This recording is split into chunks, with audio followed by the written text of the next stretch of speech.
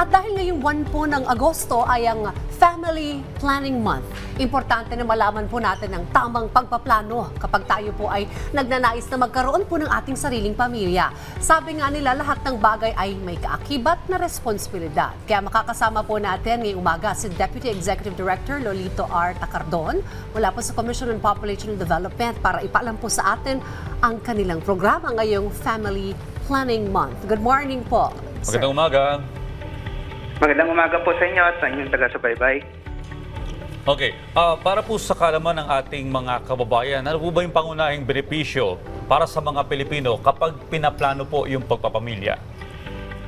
Opo, lagi po natin pinapangaralan mula sa Commission Population at sa kabuuan po ng gobyerno po natin yung kahalagaan po ng pagpaplano ng pamilya because of the benefits at the various levels po. Unang-una sa mag-asawa po para magkaroon po sila ng mas malaking kakayahan na may provide po yung mga pangangailangan psychological, emotional at lahat po ng mga papangailangan ng ikakaganda ng buhay ng mga membro ng pamilya at doon po din po sa kanilang mga anak by proper planning po ay magkakaroon sila ng mas greater chance to be educated, nourished at saka po maging healthy po sila. So sa pangkabuuan po talagang ang pagpaplano ng pamilya ay pagsiguro sa ikakatiwasay at ikakaginhawa po ng pamilya at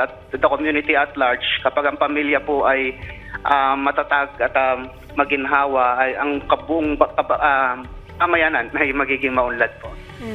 Alright, with that po sir, ano kaya yung mga iba't ibang mga options at methods na pwedeng kumbaga gawin ng mag-asawa para maplano po ng epektibo ang kanilang pamilya, sir? Opo, marami po tayong range of family planning methods.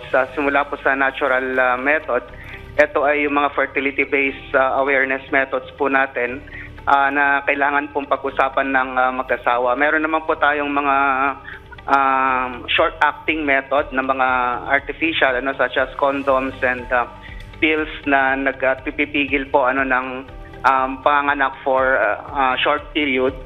At meron naman po tayong mga long-acting na mas mahaba-haba po yung mga effect po niya like IUD, yung subdermal implant at meron naman po tayong mga permanente na ang kanyang effect yan po yung bilateral tubal ligation at saka yung vasectomy po sa kalalakihan.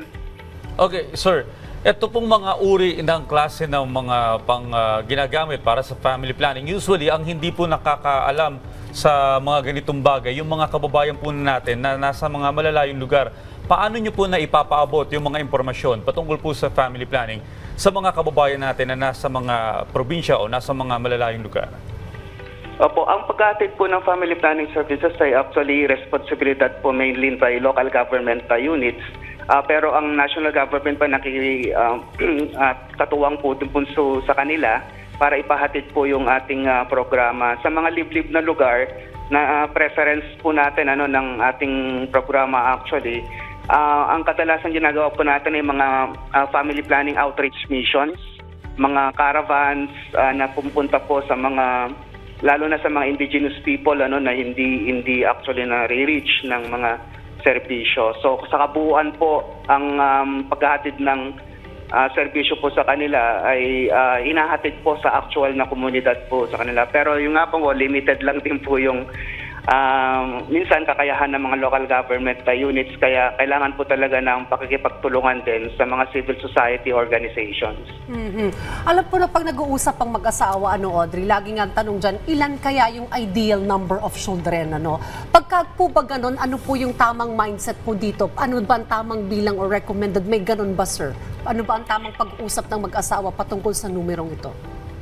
Opo, ang pulisiya po natin sa family planning ay hindi po nakabase dun sa bilang actually ng anak, but nakabase po siya doon sa kakayahan ng mag-asawa na may ibigay po yung kabuuan or lahat ng mga pangangailangan po ng kanilang magiging anak.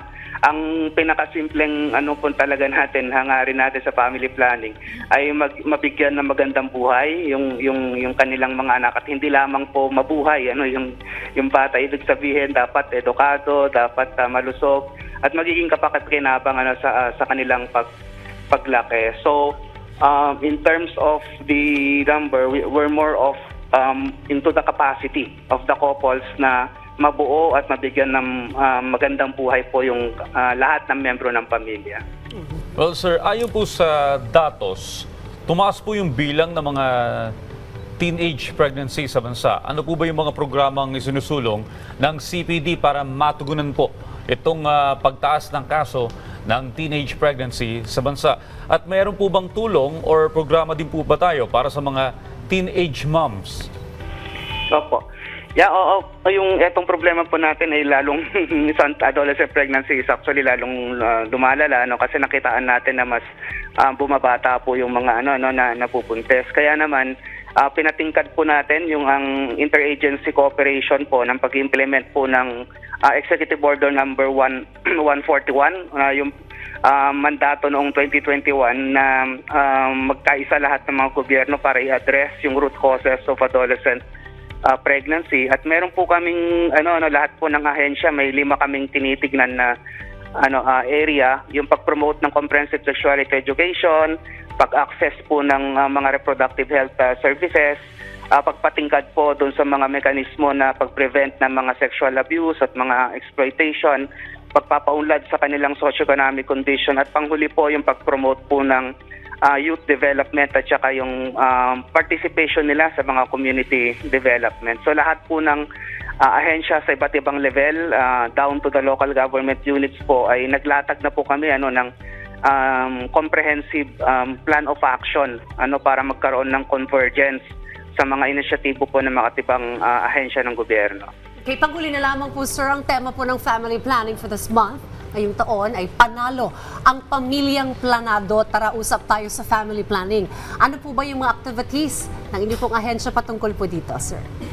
Opo, kaskatuwang po natin sa pag-celebrate ng Family Planning Month ang mga lahat ng national government agencies, and in particular po yung mga local government units. So sa mga iba-ibang local government units sa kanilang komunidad, meron pong pagpapatingkad at ng pag-promote ng paggamit po ng family planning at pagbibigay na rin po ng tamang serbisyo. So lahat ng mga kababayan natin, hinihikayat po namin kayo na pumunta po sa mga health facilities para maka-access po ng mga family planning counseling at sa mga serbisyong akma po doon sa kanilang kondisyon. Meron din po tayong mga pag-promote via social media at sa mga iba't ibang types po ng